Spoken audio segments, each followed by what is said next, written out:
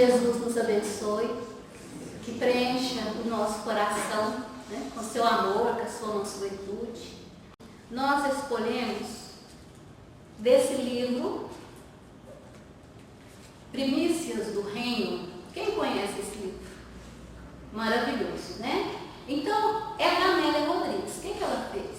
Ela pegou as passagens de Jesus, inclusive muitas estão registradas no Novo Testamento, e ainda ampliou mais. Muitas lições que estão aqui estão também no Boa Nova. O Novo Testamento está em Mateus, no capítulo 9, de 1 a 8. E também em Marcos, no versículo 2, de 1 a 12. Então ela começa falando de Jesus, que Jesus pregava por toda a Galileia, mas era em Cafarnaum aonde ele mais até que ele se alegrava, mas Cafarnaum foi uma das primeiras cidadezinhas que ele começou a falar. Um lago muito bonito, tinha muitas árvores verdes, folhas muito bonitas, árvores frondosas, e as águas do lago de Genezaré era aonde Jesus buscou os colaboradores deles. Por quê? Porque essas águas lá eram águas muito cheias de peixe. E os pescadores, que foram os apóstolos de Jesus, né? Eles estavam sempre ali pescando. E nessa transcrição aqui, diz a Amélia que era o mês de maio. E que Jesus, depois de uma jornada grande, ele voltou a Cafarnaum e foi descansar na casa de Pedro, ou Simão Pedro, né? Que era um dos seus discípulos. Mas, quando ele chegou lá na casa de Simão, a cidadezinha já havia descoberto que ele estava ali. Então começou a formar aquela multidão para ver o Rabi da Galileia, para ter a oportunidade de chegar até ele. Mas Jesus não tinha ido ali na casa de Pedro naquele dia para falar.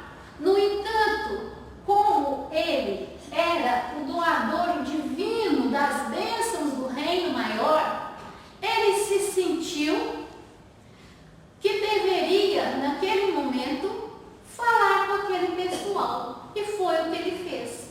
Alimentou rapidamente e já começou a explanar para a multidão, a trazer aquilo que era portador, que eram os dons divinos do nosso grande Pai e do seu Pai também.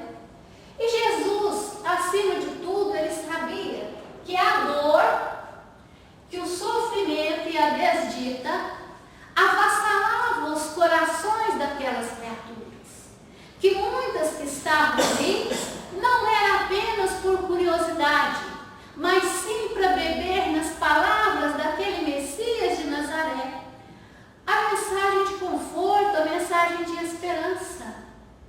É diferente da nossa época, minha gente. Nós temos dores, nós temos sofrimento, nós temos desditas, dificuldades, ou nós estamos aí vivendo maravilhosamente sem ter que preocupar com nada, só vivendo o dia a dia esperando a hora da gente voltar. Todos nós carregamos as nossas cruzes. Mas uma coisa é muito importante: ninguém carrega uma cruz superior às forças do ombro.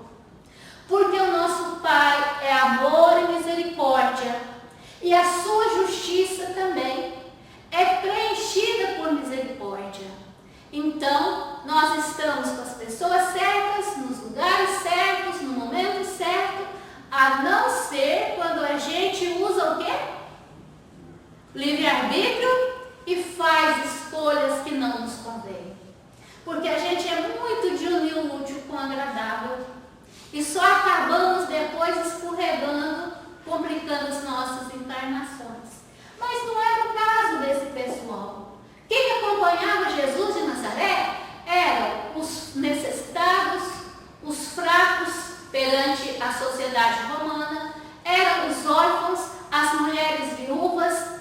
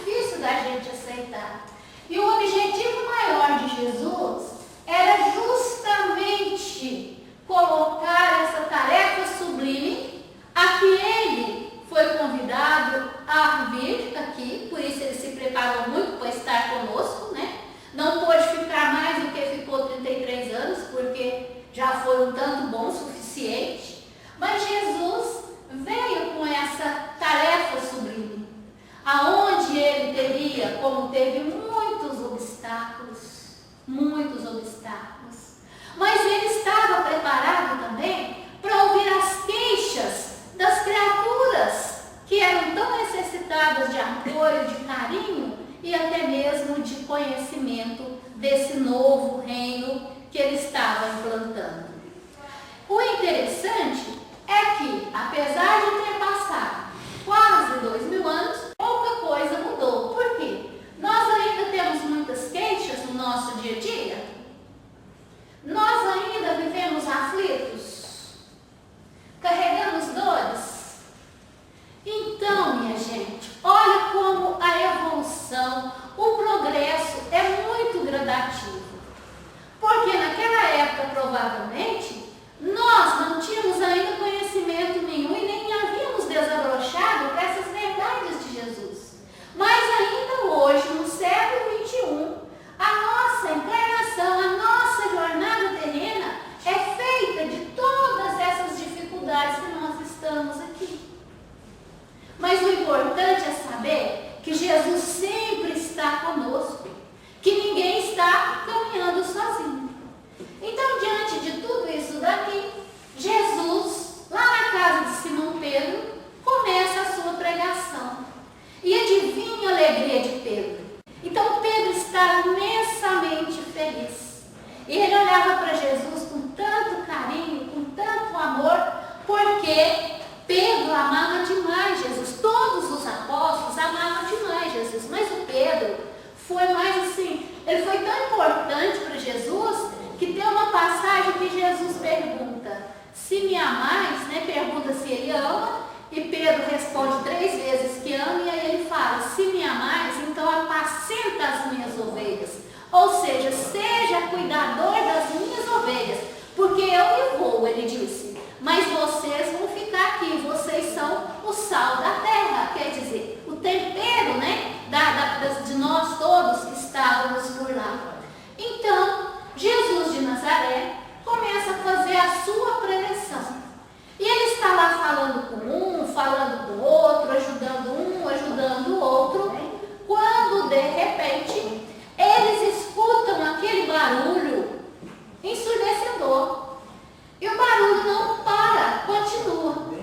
E o susto das pessoas que estavam lá, não do mestre, porque ele já tinha previsto tudo, é que de repente o telhado da casa de Simão Pedro é arrancado, e por esse telhado, o que vocês acham que aconteceu? Desceu o Natanael ben Elias, amarrado num catre, e 4 amigos carregando ele. Foi uma balbúrdia.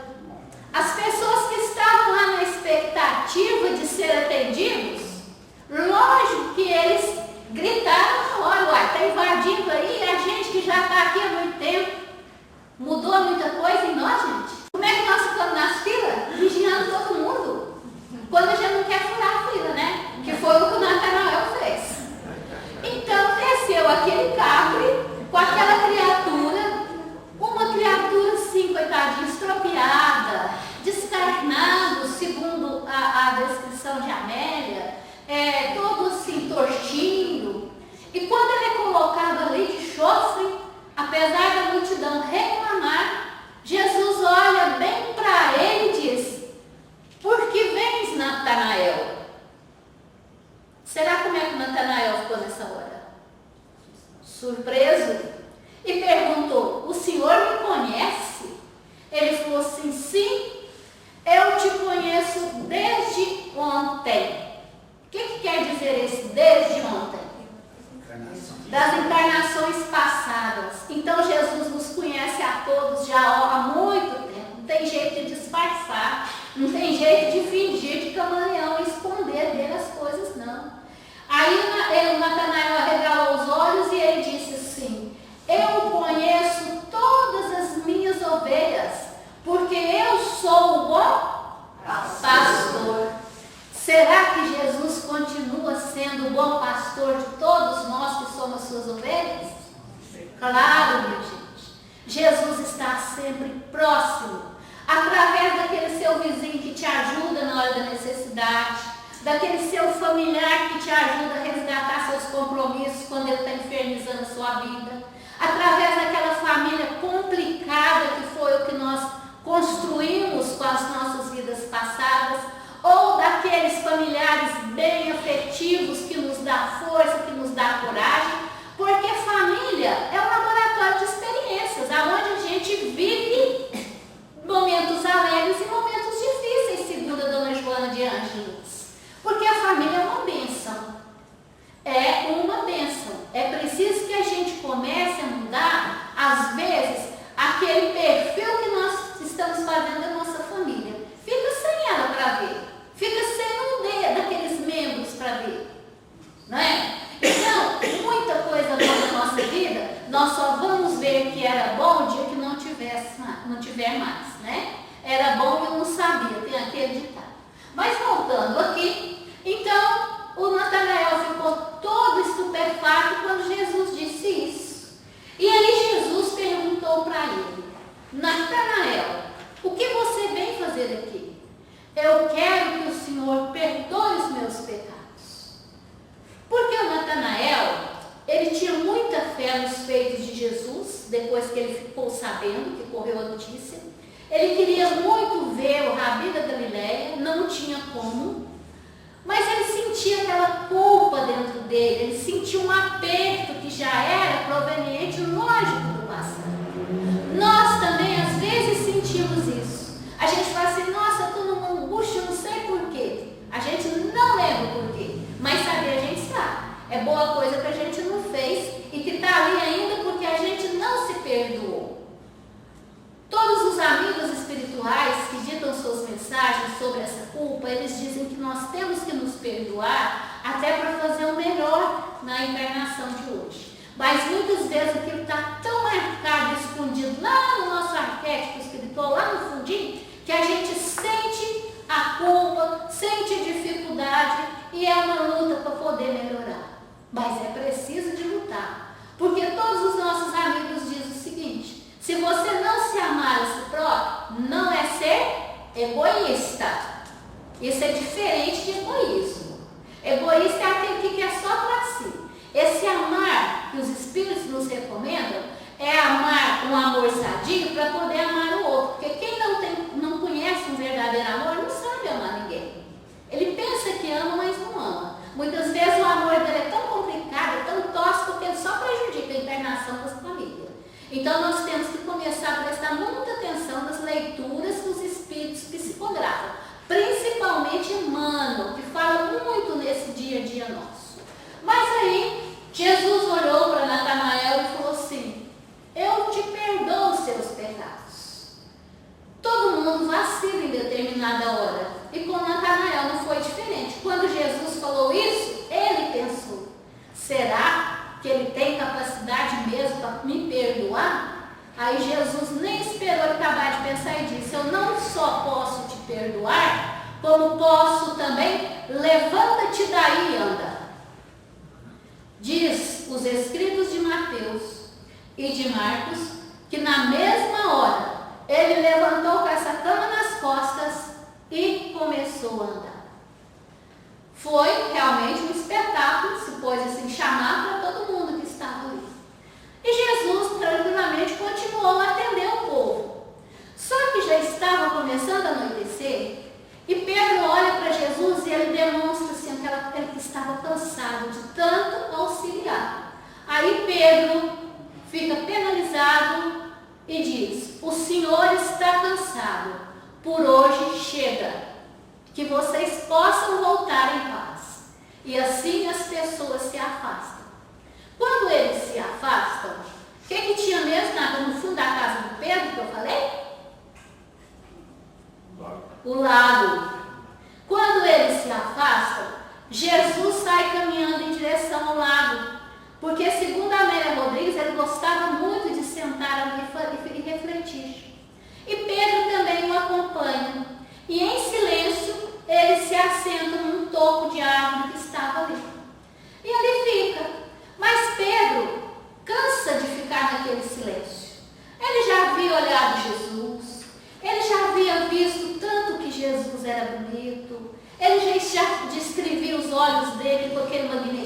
com aquele cabelo encaracolado, o mestre era lindo, segundo os discípulos, segundo o Pedro. Mas aí ele olha e vê que os olhos do mestre estão imersos em lágrimas. Aí ele se assusta. Ele fala: mestre, o senhor está chorando? Aí Jesus não responde. E ele diz assim: é porque o senhor fez muitas curas hoje? Ele não respondeu. É porque o senhor devolveu a mobilidade para Natanael? Jesus está quieto. Mestre, o senhor venceu hoje os escribas e os fariseus que vêm como espiões com as suas respostas, com seus feitos? Jesus está quieto. Mas mestre, por que o senhor chora? Aí Jesus olhou bem para ele e disse: nem eles e nem você me entende. Esse povo me honra com os lábios, mas não me tem no seu coração. Isso doeu em Pedro. Como dói na gente quando a gente lê aqui. Só que a gente vive o dia a dia sem prestar atenção nisso daqui. Nós também acreditamos em Jesus, sabemos que Ele é nosso amigo, mas como é que estão os nossos atos, meus amigos? As nossas atitudes? Aqui dentro de nós, no nosso coração, o coração sentimento, não é o coração órgão. Será que nós estamos confessando Jesus no dia a dia, honrando o seu evangelho? E aí Pedro não entende de jeito nenhum. E aí ele fala: mas por que o senhor diz isso? Aí ele fala: você sabe onde está o paralítico Natanael, a quem eu devolvi os movimentos? Pedro diz: não, ele está numa taberna, com uma jarra de vinho, já está meio bêbado, e os que estão ao lado dele estão bêbados também. Uma música forte, pobres mulheres por ali, e falando nos feitos divinos, e dizendo que aconteceu um milagre na vida dele. E aí a Amélia vai lá no Natanael e fala, ele narrando: vocês não sabem, mas hoje me aconteceu um feito divino. O Rabi da Galileia mandou eu levantar da cama, eu levantei e agora eu estou aqui. Vamos comemorar. E onde que bebiam? E fazer aquela balbúrdia. E Jesus, então, entristecido com aquilo. E aí ele disse para Pedro que haveria um dia que, vamos ler aqui, porque é tão bonito que eu fiz questão de colocar. Aí ele disse: a mensagem do reino não é só uma promessa para o futuro, mas uma realidade para o presente. Quer dizer, ele já era o presente. Ele não estava ali ensinando o evangelho, a sua verdade divina para o futuro. Graças a Deus ela ficou, permaneceu conosco até os dias de hoje. Mas ele dizia que ela já era para aquele momento para ser colocada em prática. E Pedro ficou assim entristecido de ouvir aquilo, né? Aí Jesus complementa: mais tarde, Pedro, quando a dor amadurecer os espíritos, enviarei alguém em meu nome para dar prosseguimento ao serviço de iluminação das consciências. Ele mandou alguém? Mandou? Manda, consolador. Consolador, né? Aí ele diz: e quando o Consolador chegar, os homens o receberão compreensivelmente?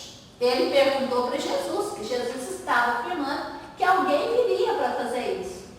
Aí Jesus responde: esse enviado permanecerá com a humanidade, ajudando sem cansaço. E aí ele complementa: sepulturas se quebrarão e vozes em toda parte clamarão, lecionando esperanças mil e consolações chegarão. Vamos interpretar isso aqui.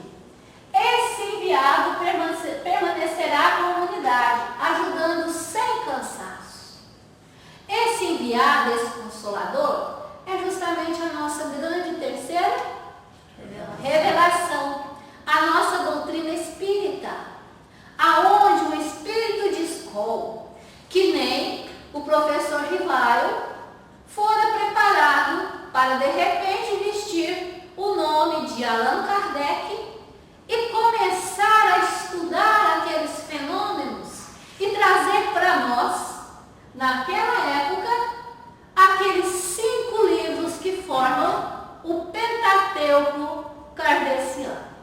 Tem um capítulo do que está acontecendo conosco hoje, dessas mudanças, dessas crianças, dessa sociedade que está meio perdida. Parece que Kardec estava vendo naquela época que nós estamos vivendo agora. Então estudem obras póstumas, porque é um livro maravilhoso. E essa doutrina espírita, ela chegou tem pouco tempo. Ela não é uma doutrina velha, né? Ela apareceu em 1857 com o Livro dos Espíritos.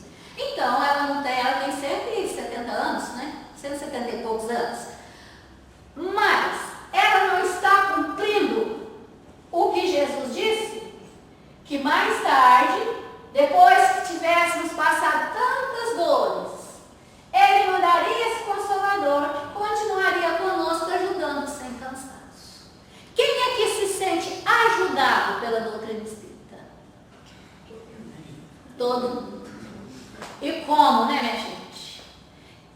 Muitas situações que nos acontecem na vida, lá em casa, esposa. Eu falo assim, se não fosse a doutrina espírita, eu não entenderia e não daria conta de passar. Porque ela traz para nós a verdade do que nós estamos passando e o porquê que nós estamos passando e como que nós podemos sair e como que vamos sair melhor do que entramos. E é uma doutrina como a fala do Cristo, uma doutrina de quê? De mensagem de esperança, de fé. Só da gente saber, não, eu estou pastando aqui nessa terra, mas tem a vida futura, o que não deu certo aqui, se eu fizer por onde, eu vou desfrutar lá, eu não vou acabar. Isso tudo aí, só isso aí é muito e vale para nós continuarmos a nossa luta. Então é o que ele disse, sepulturas se quebrarão e vozes em toda parte clamarão. O que é isso daqui?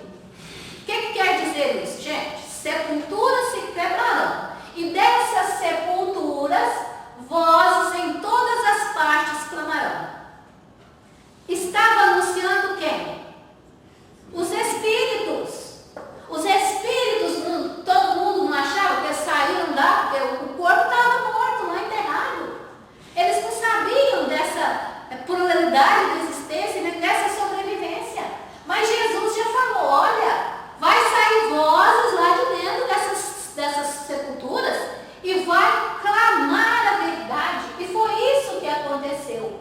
Lecionando esperanças mil e consolações chegarão. O advento da doutrina espírita foi uma maravilha, gente. É uma maravilha. Por isso que nós precisamos de estudar mais. Vir à casa espírita é louvável, é maravilhoso e é necessário. Mas estudar também é. Então, lecionando esperanças mil consolações chegarão. Quer um livro de maior acalento para o nosso coração do que o Evangelho segundo o Espiritismo? Elaborando a era da paz e da alegria sem mácula. Por quê? Quando a gente estuda essas lições que esses espíritos trazem, a gente automaticamente consegue ter um pouco mais de paz e de equilíbrio. A gente consegue deixar o outro mais tolo falar, a gente pensa assim, coitadinho, não sabe nem o que ele está falando. Principalmente na casa da gente, né? Na casa da gente, então, quando um familiar começa a falar besteira, a gente pensa assim, ele nem sabe o que ele está falando, deixa para lá. Entra aqui e sai aqui. O Divaldo fala muito isso, que a gente tem 2 ouvidos, um para escutar e o outro para deixar sair. E hoje a gente tem que deletar para poder viver bem com as pessoas. Então, elaborando a era da paz, da alegria sem mácula, removerá velhos dizeres e promoverá a reestruturação social com base no amor. Hoje, graças a Deus, todos nós já temos um pouco de amor pelo nosso semelhante. A gente já se compadece pela fome do outro. A gente já se compadece pelas amarguras que carregam. A gente tenta ajudar de alguma maneira os nossos semelhantes. Então isso já é uma reestruturação social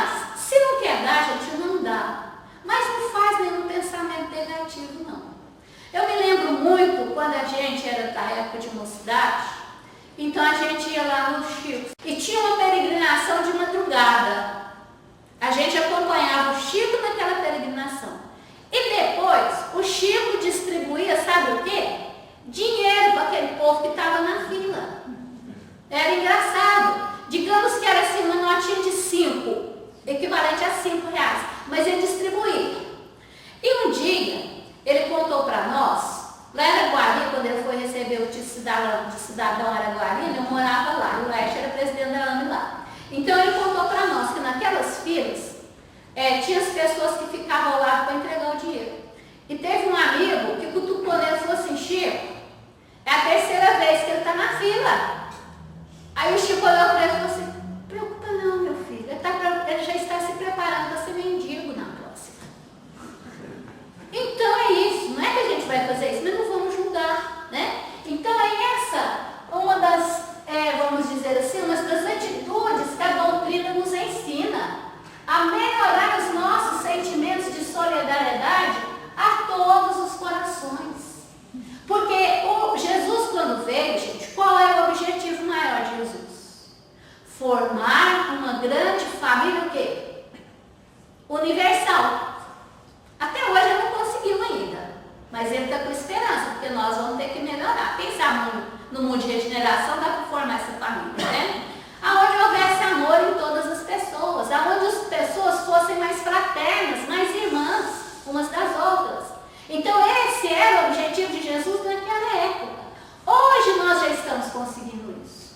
Nós já respeitamos mais uns aos outros, nós já reconhecemos os direitos que as pessoas têm, nós já tentamos ficar dentro do nosso limite, do nosso quadrado, né? Essa reestruturação social aqui já está acontecendo, porque quando eu me casei, as pessoas que trabalhavam nas nossas casas de domésticas, elas não tinham horário, elas não tinham um dia de folga, elas não eram bem tratadas, a gente já tratava melhorzinho por causa da doutrina, mas não tinham, elas não eram assim respeitadas em nada.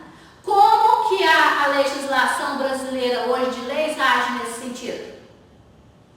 Elas já têm jornada, o horário certo, INSS, férias, fundo de garantia, não é?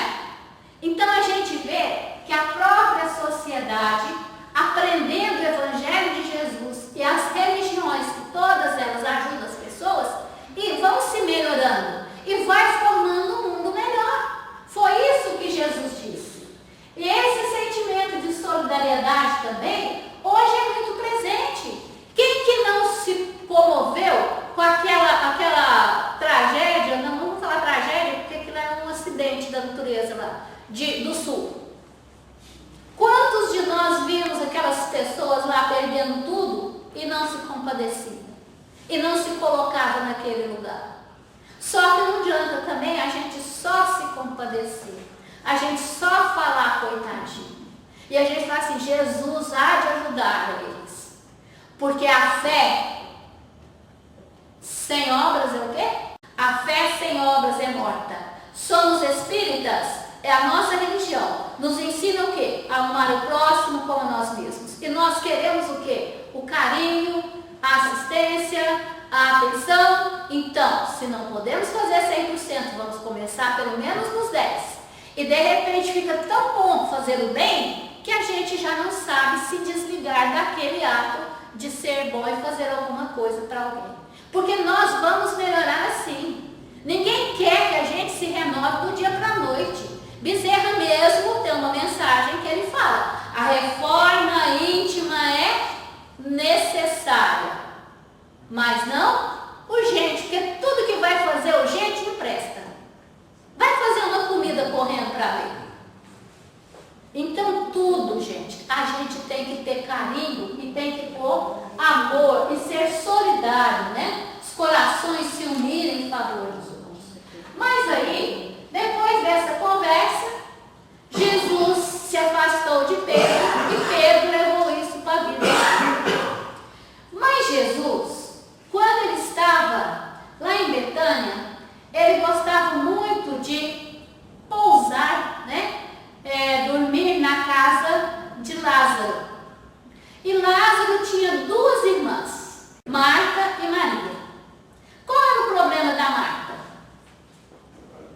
Trabalhava demais na terra, nas coisas da terra. E Maria? Jesus chegava, a Maria agachava lá no chão,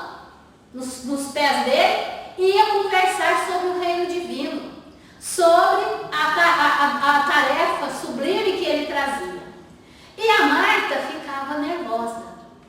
Um dia a Marta olhou para Jesus e disse: Mestre, manda Maria me ajudar. Eu estou fatigada com tantas coisas e Maria está aí. Ele pegou, olhou para Marta e o que ele disse? Marta, Marta, na verdade Maria escolheu a melhor parte.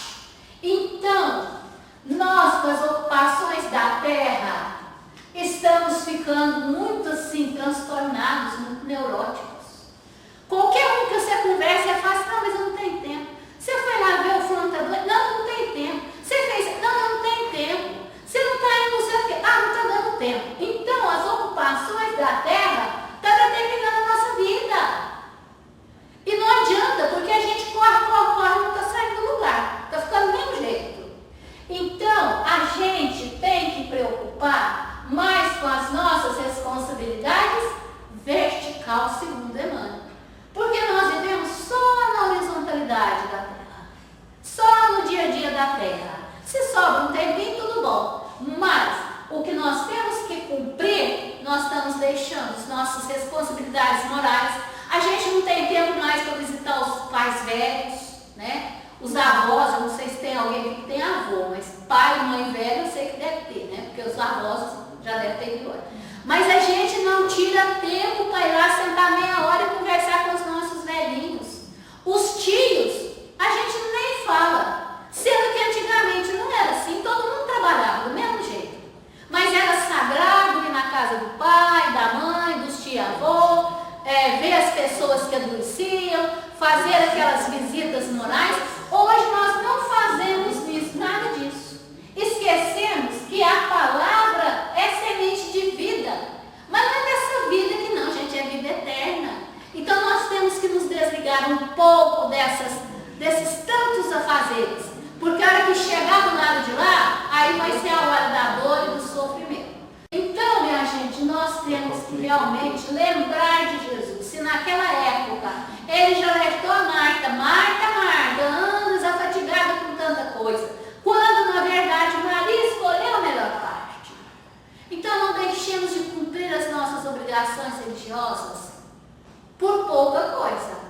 É lógico que a vida em si, vida de família, exige. Tem dia que a gente tem que deixar de vir na casa espírita para poder atender os compromissos. Mas, gente, televisão não acrescenta nada em ninguém. Principalmente dos anos para cá. Essas novelas, aquilo é uma deseducação grande. E o nosso tempo útil está acabando. Olha como que a Terra está girando.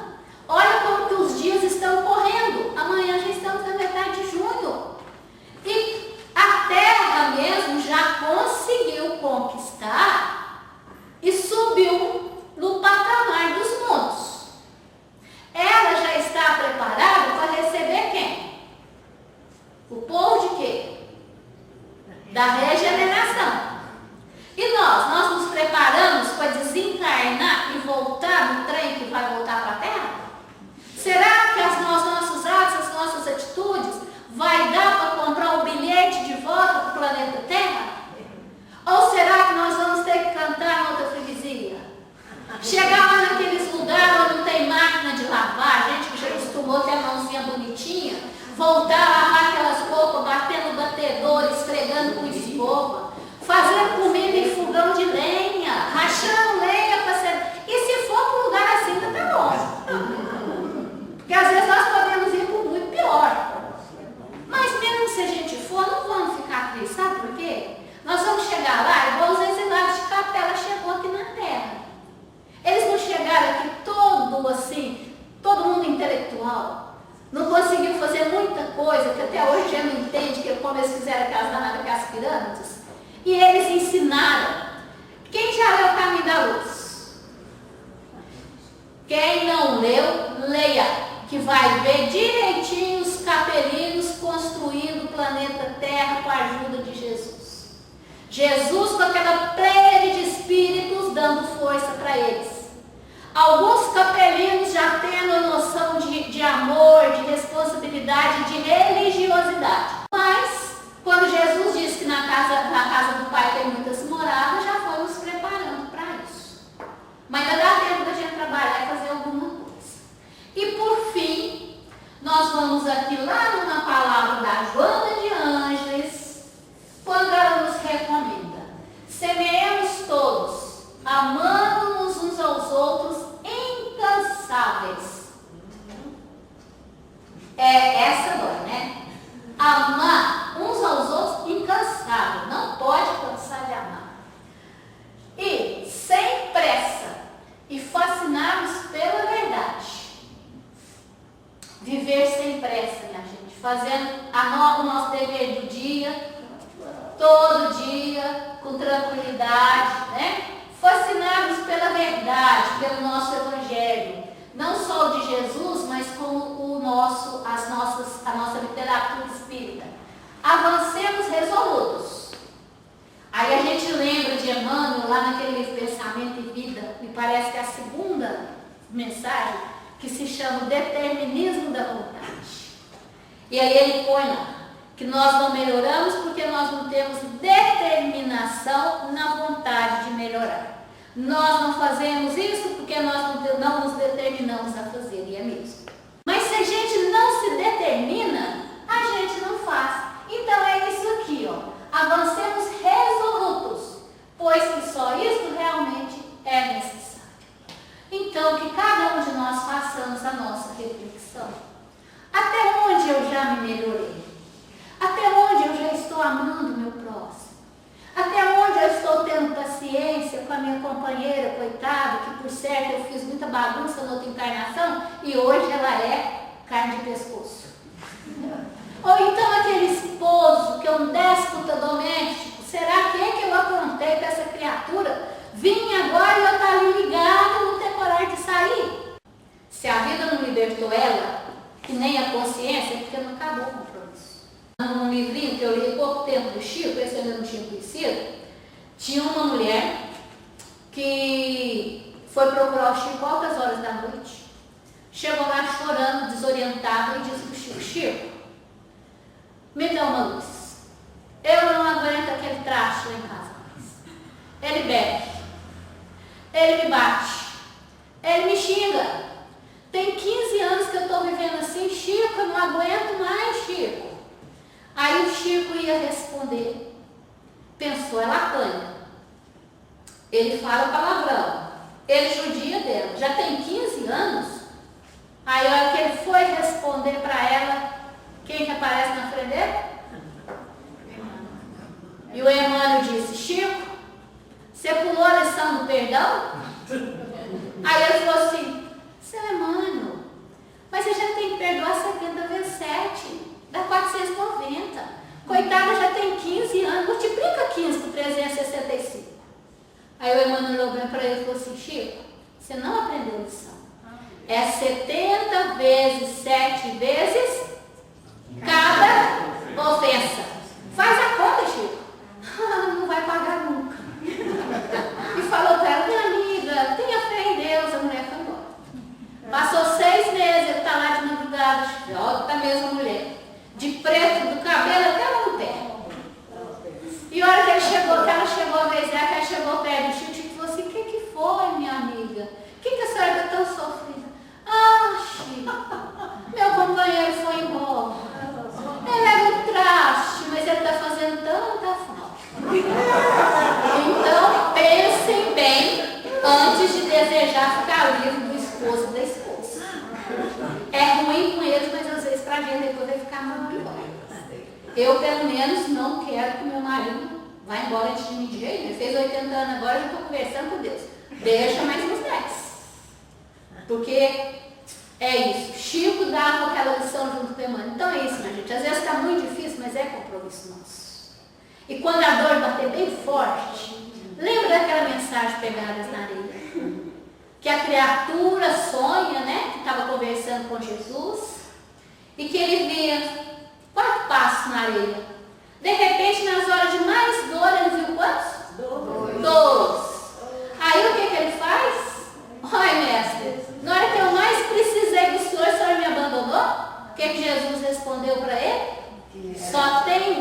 pegadas, mas aquelas pegadas são minhas. Porque na hora que você não deu conta, fui eu que te carreguei nos braços. Ele nos carrega nos braços, gente, carrega sim. Eu tenho certeza disso, que nós já passamos situação muito difícil. E só sobreviveu por causa da doutrina, porque Jesus ajudou demais. Porque não tem coisa pior que dor moral. Dor física, você vai lá no médico, ele te dopa, te dá morfina. De qualquer jeito, você é melhor, você morre. Agora, dor moral, você dorme pensando nela, tem pesadelo de noite e acorda com ela. Mas tudo passa. Como diz Maria de Nazaré, tudo passa. Só o reino de Deus é bastante forte para nunca sair dos nossos corações. Então abracemos esse reino de Deus e tenhamos certeza de que, como Pai, Ele é paciente, Ele espera, porque Ele não nos obriga a nada, senão Ele ia desrespeitar o nosso livre-arbítrio, que Ele mesmo criou. Mas Ele também nunca abandona. A gente não acompanha de longe os nossos filhos quando não tem condição de chegar perto. Quando a gente tem um filho muito drogado, quando a gente tem um filho muito complicado, a gente sofre horrores, mas a gente abandona? Não, nem que seja de longe a gente acompanha. E assim é Jesus. Nós estamos sempre acompanhados pelo nosso irmão maior e sempre amparados por Jesus. E cada um de nós tem tempo da colheita, porque todos nós plantamos.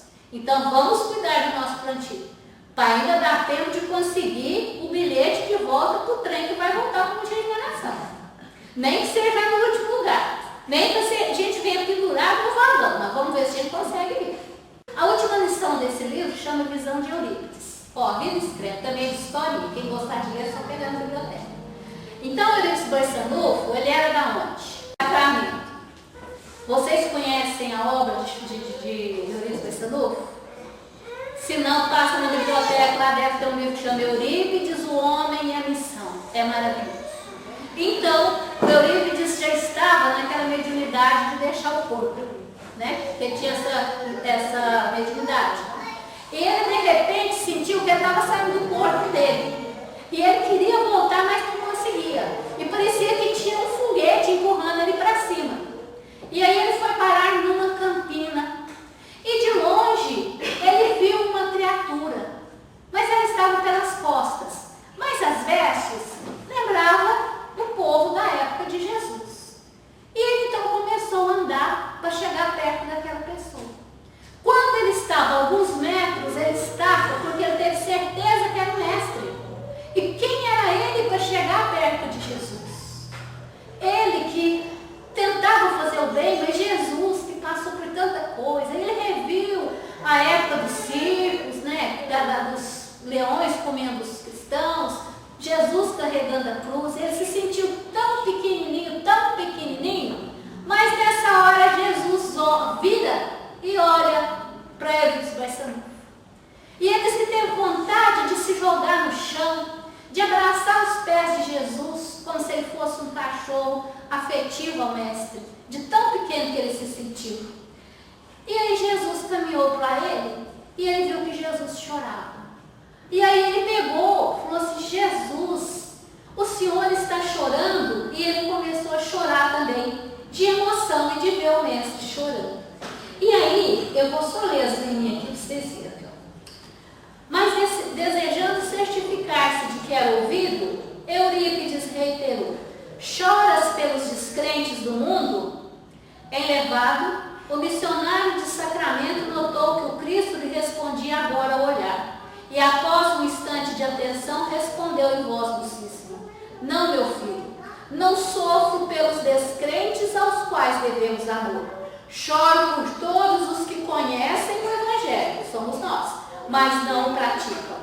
Eurípides não saberia descrever o que se passou então. Como se caísse em profunda sombra ante a dor que a resposta lhe trouxera, desceu e acordou no corpo de carne. Era madrugada. Levantou-se e não mais dormiu. E desde aquele dia, sem comunicar a ninguém a divina revelação que lhe vibrava na consciência, entregou-se aos necessitados e aos doentes, sem repouso sequer de um dia, servindo até a morte. Não vamos fazer tanto porque nós não somos nem, vamos dizer, nem somos Eurico Barçanudo. Mas vamos, gente, aproveitar as oportunidades que nós temos. Porque amanhã será passado. E aí não adianta mais chorar o leite derramado, a não ser trabalhar demais para poder recuperar esse leite. Muito obrigada a vocês e fiquem com Deus.